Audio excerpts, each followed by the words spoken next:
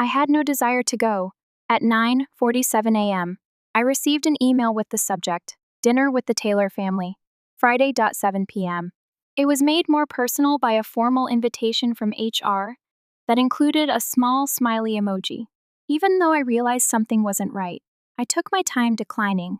I've worked with Calico Solutions since day one, and my name is Elizabeth. When the business was just an idea written on a napkin, I was the first person hired. After 20 years of working to grow it into a $150 million corporation with clients throughout the globe, I was now being invited to dinner with the CEO and his family rather than to a board meeting or investor call. It should have been a time of pride, but instead I felt fear. When I first started Calico, James, the creator, and I shared a small office with subpar coffee. I managed sales, contracts, and finances until we were able to pay for assistants. We were expanding and gaining recognition. James referred to me as the company's backbone. However, I sensed things were slipping lately. James was aloof and constantly distracted by the newest consultant with the most trendy terms. Our weekly meetings, which used to be intense, had shifted to bi-weekly check-ins with hazy updates. The interns followed. Even though no one else could, I could see the writing on the wall. Young, boisterous, and just out of an MBA program. They were repeating words like disruption and innovation. I therefore understood the meaning of the invitation when it came. However, I still didn't anticipate it feeling that way. Individual, offering elegant little meals that didn't fill you up. The restaurant was one of those upscale downtown establishments. I wore simple pearl earrings and a basic blue blouse. I had a respectable appearance. James was already there with his wife, Veronica, and their daughter, Claire, standing next to a table draped in white linen. Claire was blonde, polished, and had no hair out of place, as if she were in an advertisement for a business magazine. She gave off the impression of someone who entered every room hoping to command attention. "Liz," James greeted me with his arms spread wide and his customary excessive joy. "I'm so happy you could come." I forced a smile as I sat down and added, "I wouldn't miss it." On the inside, though, I could feel the strain coiling like a spring inside my gut. As usual, dinner began with forced politeness and an excessive amount of alcohol. Claire's tone was lighthearted but patronizing when she inquired about our early days at the organization. She chuckled gently as she remarked, "It's funny to think about you guys working out of a tiny office." I grinned, but it wasn't amusing. Not when we thought we were going to lose everything. James cleared his throat. We were actually saved throughout the first 5 years by Liz. She gave us our first $1 million with that large government contract. Claire smirked and lifted an eyebrow. "Well, I guess every business needs its building blocks. I should have left at that moment, but I chose not to because I anticipated something. I simply had no idea how cold it would be." James folded his hands on the table and spoke gently, as if he were prepping me for bad news. Halfway through the meal, which was lobster with saffron risotto, "We've been doing some long-term planning." "Liz," he started, "and you've played a major role in getting Calico to where it is now. I prepared myself. Now is the time, however. We believe it's time to bring in a new generation as we enter our next stage. New vision, new vitality." My heart began to race, but I maintained a neutral attitude. With her fork in hand and her eyes sparkling, Claire leaned forward. She grinned and said, "Grandma, it's time to move aside. Let's continue from here." There was silence at the table. Veronica's fork froze in midair as well. After a long period of staring at Claire, I smiled and spoke steadily. "Totally comprehend. Because Calico Solutions was more than just the business I helped create, which they were unaware of and had never considered verifying. They had forgotten that I was the owner of the business. 2 years into the company's existence, James had given me 5% of the company when times were hard. I was putting in 80-hour weeks to keep us afloat, as we were about to close. I didn't give the agreement much thought when he gave it to me. It was a thank you gesture for sticking by him in the face of survival uncertainty. However, I had a lawyer look over all of my contracts when we incorporated and attracted outside investors years later.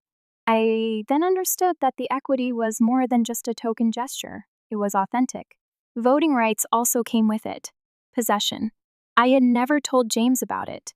I didn't have to. Petty power struggles did not interest me. However, it was now evident that James and Claire had forgotten the company's founder, and that was about to change. I arrived at work the next Monday as if nothing had changed. I greeted the receptionist with a smile, got my customary black coffee out of the steam train-like machine, and checked my email. For now, my access remained unaltered. There were no formal announcements. No word from the board or James. Our data engineer, Luis, came into my office. He had that wary expression he gets when something is wrong. "Are you all right?" His voice was quiet as he inquired. I gave a non-committal nod. I dismissed the conversation and said, "Just a little dinner with the Taylors." He flinched. I heard, "People are conversing. They don't understand." I looked him in the eyes. "Leave them in suspense." I wasn't yet prepared to extend my hand. Rather, I accessed and signed in to the shareholder portal. My 5% remained unaltered, and that tiny portion of ownership had expanded into something far bigger with the current investment round. Everything was downloaded, including executive compensation packages, board voting records, and stock agreements. It has everything I needed. However, I required more. I dialed the executive assistant for Thomas. I wanted to spend 30 minutes with Thomas. "Private," I responded, maintaining a composed, yet forceful tone. She nodded, but blinked, a little surprised. "I'll try to do something." I was seated across from Thomas in his office by Wednesday afternoon. His formerly animated greeting had vanished, replaced by a tired grin. With a tense greeting, he said, "Elizabeth, how are things going?" I murmured as I sat down on the chair. "Curious. The equity I still own was not mentioned by you." For an instant, his smile wavered. "I thought you would have cashed out by now." I slid the printed shareholder agreement onto his desk and stated, "I didn't. And I still have the right to vote." If I'm not mistaken, Thomas's grasp on the desk tightened, his fingers twitching. "This doesn't have to get complex. Elizabeth, we're providing you with a substantial departure." Calmly, "I'm not leaving yet," I answered. "I'll back the changeover. I'll do it elegantly. However, I want to have a role in Claire's plans to restructure the business, whether she wants to sell off assets or hire her own staff." His expression tightened as he scowled. "Out of sentimentality. You're clinging to something." "No," I replied. "I'm clinging to what I created." I didn't wait to hear back from him. I got up, leaving him to bear the silent weight of what I had said. I opened an old file cabinet in my office at home that I hadn't opened in years. All of the early plans, our first website designs, client pitch notes, and even the napkin James used to sketch out the original business idea were contained within. Then I discovered it at the very bottom of the drawer. James acknowledged in an NDA he signed in 2005 that some of the proprietary tools I had created for Calico Solutions were from my prior consulting work. The detail wasn't insignificant. Leverage was used. With a silent resolution, I closed the file. What they were about to encounter was unknown to them. I contacted Melissa, an old acquaintance who is now a well-known intellectual property attorney. Early the next morning, 2 streets away from the workplace, we met at a peaceful cafe. I explained everything, including the early equity deal and the intellectual property rights that, until lately, I had completely forgotten about. "Can I keep this safe?" I inquired. Melissa paused and flipped through the papers. "This belongs to you, Elizabeth, at least in part. Additionally, you have power with your equity that they were unaware of." As soon as I heard the words, a burden was lifted from my chest. Although I had always recognized my value, I now possess something more substantial, something that was irreplaceable. "They believe I'm a stepping stone," I answered quietly. Melissa grinned. And I could tell she had seen this before. "Then let's demonstrate to them that stones have the ability to fracture foundations," she remarked. The rumors had begun by the end of the week. "Why is Elizabeth still here?" Whispers in the workplace. "Why hasn't Claire stepped in yet?" I grinned to myself as I passed them at a leisurely speed. They believed they had me in a tight spot, but they were unaware that I had already started the next chapter. Claire moved into my office by Monday. Of course, not formally. However, she showed up early, stayed too long, and grinned at everyone as if she was already in command. After bringing coffee for herself, she made pointed inquiries concerning budget approvals, system integrations, and vendor relationships. She was wearing her CEO, ready, practiced smile as a mask, acting as though she had already taken over. Her intensity was palpable to me. She had no intention of learning. She was attempting to take my place. Do you manually approve budget proposals all the time? She flipped through a paper that she obviously didn't comprehend and inquired. Always. I answered in a cool, collected tone. It detects mistakes. Automation doesn't. However, if we employ predictive tools, I interrupted, saying, predictive tools are only as good as the data behind them. 10-year-old systems are still being used by our legacy clientele. Trash in, trash out. Evidently not familiar with the idea. She blinked. Then she tightened her smile. You seem a little outdated. Don't you? It was there. The jab of passive aggression. I returned the smile, my face unflinching. Old school prevented this business from going out of business throughout 3 different recessions. However, you are welcome to learn the hard way. She obviously didn't enjoy that. She had scheduled her first strategy meeting without my presence by Wednesday. She invited everyone on the leadership team except for me. Luis sent the invitation to me with a heartfelt subject line. He wrote, I thought you'd want to see this. The agenda. Vision 2.0. The future of Calico Solutions. Was included in the email. I rapidly scanned the document as I opened it. A fresh branding campaign. Hiring stops. Reduction in operations. And, of course, possible back-end service outsourcing. I was unable to resist. I burst out laughing. Contracting out. Back-end support accounted for half of our value. We weren't hired for glitzy dashboards or overly complicated tools. When the rest of the industry failed them, they flocked to us because we were dependable and knew how to keep their systems operating. Claire, however, didn't get that. She was attempting to convince everyone that she understood the story her father had told her. Thomas came to my desk that afternoon. It had been years since he had done that. Elizabeth, he interrupted, adopting a politician's tone. I want the changeover to proceed as smoothly as possible. Claire is already receiving a lot of attention. With a flat voice, I looked up at him and stated, visibility isn't knowledge. He shifted in his chair and paused. This company has always been centered around you. To get rid of the heart, you invited me to dinner. Thomas gave a slight flinch. There was a pause in his voice as he stated, that's not what this is. Then, Thomas, what is it? I spoke evenly as I leaned forward because I created the systems. I maintained the investors' composure. While you were away playing golf with the board, I kept this company together. And now you're giving it to Claire, who has no idea what's actually keeping this business afloat. There was silence between us. With a softer voice, I added, I am aware of the Series C dilution. You're getting the business ready to be acquired. His eyes became wide with shock. He began to say, how? But paused when he glanced down at his desk. I responded steadily. I've been here long enough to know the signals. You didn't dispute it. You simply turned your head away. We had to make difficult choices. Yes, the board desired a new person, a fresh tail. He shifted in his seat, and I could see that he was uncomfortable. I interrupted him as he opened his mouth. We have a package for you, I said. I don't want your package. I want to know what I owe. I didn't hold off till he answered. I purposefully closed the door behind me as I left his office and made my way back to mine.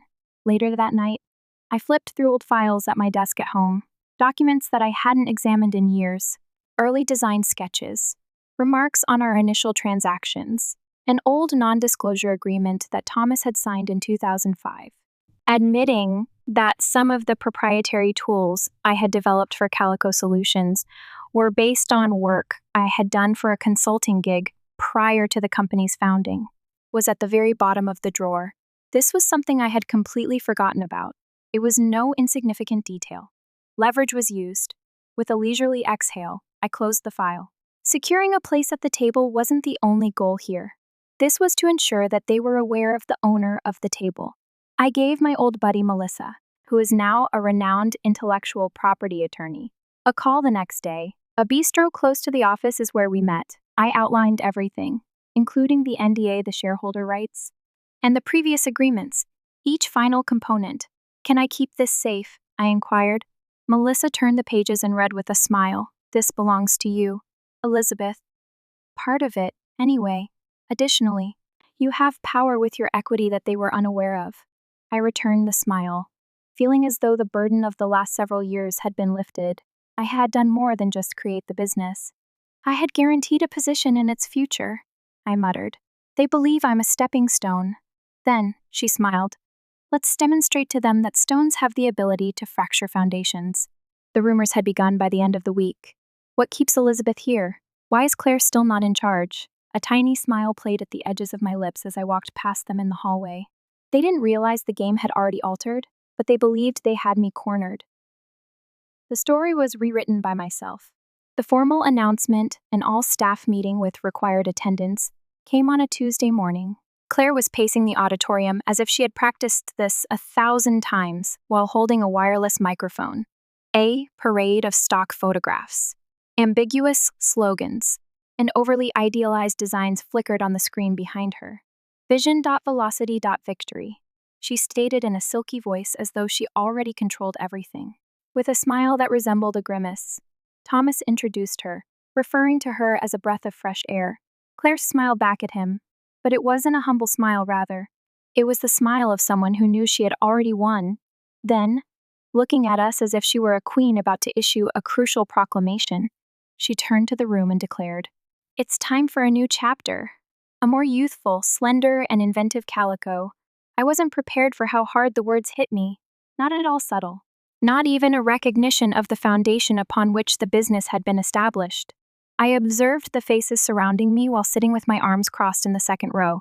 The majority made an effort to conceal their uneasiness. Vanessa's mouth was slightly wide as she appeared surprised. Louise refused to look me in the eye. Claire then pointed to the projector, and the words organizational streamlining plan. Phase 1 appeared on the slide. My jaw tensed at that point. Cuts to back-end operations, outsourced it tasks, and the biggest red sign of all the transfer to legacy management were the focus of that presentation, which wasn't simply about change. Referring to me, not even my name was mentioned. I seemed to have vanished from the world. Claire came up to me by herself in the hallway after the meeting. This time, there was only the icy assurance of someone who believed she had already won. No artificial smile. With a low voice, she said, "I hope you'll be graceful about this. That's what people anticipate from veterans." I cocked my head. You mean women who have created the processes that have kept this organization afloat and outlasted 3 CEOs? She simply grinned, as if I were being tough without answering. HR sent the formal separation package later that day. An NDA, a check with too many zeros, and a need that I assist with a thorough knowledge transfer. At that point, they went too far. With the item in hand, I entered Thomas's office right away. He was already preparing for what he knew was coming as he looked up from his desk. "Elizabeth," he began, attempting but failing to use his customary kind tone. "You allowed Claire to take center stage and act like she came up with this," I retorted. "You want me to turn in my work like a devoted old dog after you let her to label me outdated in front of everyone?" He answered. "It's not like that," but I could tell he was defensive. I had stopped falling for it. "That's exactly how it is," I remarked. "I want to make it clear that I am not signing any documents. Not right now. Never." The issue was weighing heavily on him, and he let out a groan. "So you're requiring us to stop?" I took a file from my backpack and stated, "You're forgetting something. My seat as a stockholder is still mine. You will be in violation of the original agreement if you attempt to evict me without the board's consent." Thomas's face became pale. Now he was being hit by reality. With a firm voice, I added, "You think Claire's ideas are shiny and new, however, they pose a threat. Your infrastructure will be destroyed if you cut the back end, and the model of predictive automation of which she is so proud. Even our client contracts aren't followed. You are aware of that." Silently, he reclined in his chair. With a determined resolve, I responded quietly, "I'm not trying to sink the ship. However, I refuse to let you bring me down with it." I went to a quiet cafe across town that evening to meet Vanessa and Luis. I moved manila envelopes to them by sliding them across the table. "What is this?" Vanessa looked up bewilderedly from the letter and inquired. "Proof," I murmured softly, "that what we created is more than just code. Intellectual property is what it is. Time-stamped, traceable, and documented." Luis's eyebrow went up. "Are you planning to sue them?" I answered in a matter-of-fact manner. Not unless they make me. However, I want to keep you both safe. A second round of cuts is already being planned by Claire. Vanessa nodded after giving it a contemplative glance. The press release is being worked on by her PR staff prior to the acquisition. They are cleaning up the house. Calico is being streamlined and transformed into a shiny object for Technova, I added. Luis frowned as he gazed at me. Will you put an end to it? No, I responded in a confident, low voice. I'm going to mold it. I worked like a ghost for the following few of days, silent but accurate. Reusing proprietary modules in Claire's new systems prompted me to meet with Melissa once more and submit a cease and desist letter.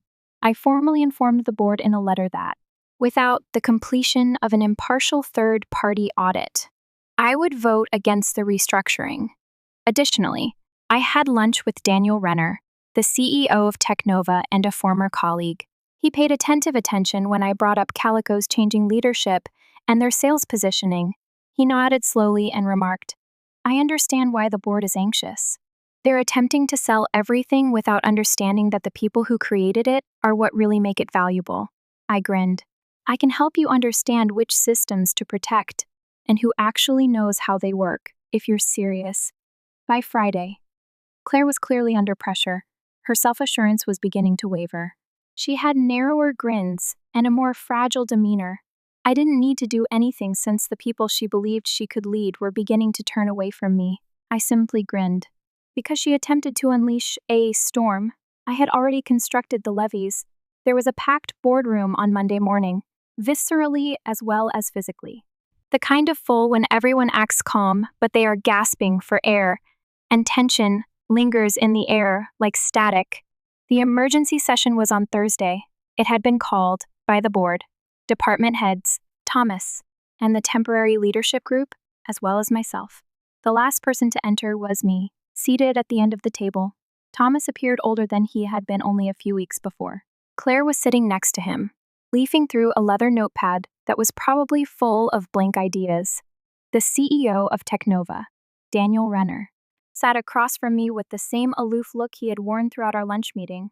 His icy, calculating gaze gave the impression that he was assessing a possible investment.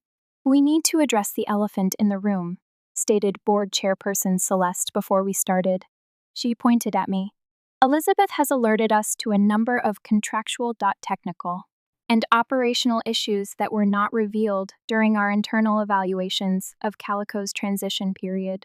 A few people looked around. Thomas had a stony face. Claire gave me a short glance before turning her head away. Any attempt to restructure the executive function requires unanimous board approval if it affects stakeholders with more than a 3% share, Celeste added, referring to our original shareholder agreement. Elizabeth, would you like to speak? She asked, turning to face me. I stood with my back straight and spoke in a steady, composed tone. I started by saying, I'm not here to cause chaos. I never want that. I'm here because I gave this company my all for more than 20 years. People began to view that as a weakness somewhere down the line, as disposable. Claire's jaw tensed, but I avoided eye contact. I looked at Thomas and replied, I don't want a crown. A title is unnecessary for me. However, I do want my work to be valued. I want my efforts to be recognized. And I want the person in charge of this business to realize that without a solid base, innovation is meaningless. The silence lasted for what seemed like an eternity. Daniel cleared his throat after that. He pointed around the room and remarked, We've been keeping a close eye on this. The consequences are evident. 3 significant clients have expressed worry. Contract renewals for 2 have been put on hold. Furthermore, the processes that give Calico its value are not as independent as previously stated, according to internal reports. He turned to look at Claire. Her eyes widened as she realized she was being exposed, and she froze. He turned to face the board again. Our offer is still open, but it depends on the stability of the leadership, to be honest. If the existing transition plan is maintained, we will not move forward. In other words, Claire had to leave. Celeste held up her hand as Thomas opened his mouth. Let's have a 10-minute break. Whispering among themselves, many got up from the table. But I remained seated. Claire did too. She gave me her full attention. She murmured in a little voice, I didn't mean to destroy everything. I looked her in the eyes. You desired to establish your worth. I understand. However, you entered the fray without ever questioning what we were aiming for. You treated me like a footnote and others like barriers. She took a deep breath. Now what? I spoke firmly as I leaned in a little. That is no longer my responsibility. The board will make that decision. We went back to the room 10 minutes later, calm and decisive. Celeste stood and handed out the verdict. Claire Taylor is relieved of all transition leadership responsibilities with immediate effect. Throughout the acquisition phase, Thomas will continue to serve in an advising capacity. Elizabeth Carter. She turned to face me. We will be in charge of a transitional advisory group that will answer directly to the board and our potential Technova partners. I didn't grin. I simply nodded. I signed my consultancy contract later that week. During the acquisition, I had complete autonomy, 3 times my previous income, and control over system integration. Claire walked away silently. No farewell email, no farewell celebration. In the lobby, Thomas shook my hand one more time. I apologize, he replied quietly. I understand, I said in a firm voice. Calico formally joined Technova 2 months later. I personally selected a new leadership team, and the majority of the personnel remained. Vanessa was promoted to Director of Operations. Engineering was taken over by Luis. People the first had personally trained now made up half the firm. I also didn't return to my previous office. I operated out of a tiny house with a view of the lake. I enjoyed coffee and barefooted walks on the deck twice a week while I watched the sunrise and the seamless loading of client dashboards. Beneath the surface, systems I built continued to function silently. Celeste sent me an email one evening. The topic is legacy. What you did, how you responded to it. It is unlike anything we have ever seen.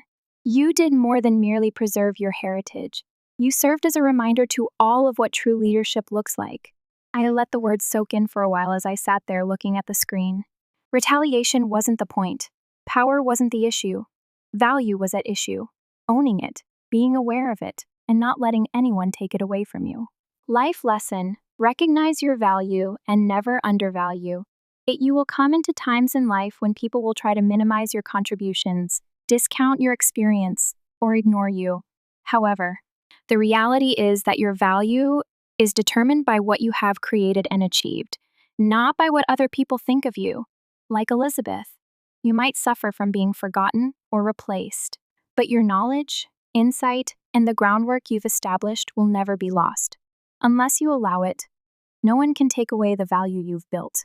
Remain steadfast in your achievements at every stage of life, but particularly when you have devoted a great deal of yourself to your work, relationships, and passions. You are the one who laid the foundation.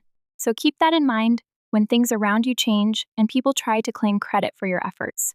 Honoring your legacy, claiming your worth, and defending what you've created are more important than seeking retribution or proving someone wrong. No matter how much time has gone by, you have the ability to remind everyone of your value. Own your trip then. Never forget your influence or allow anyone to push you away. No one can take away what you've built until you give them permission to do so.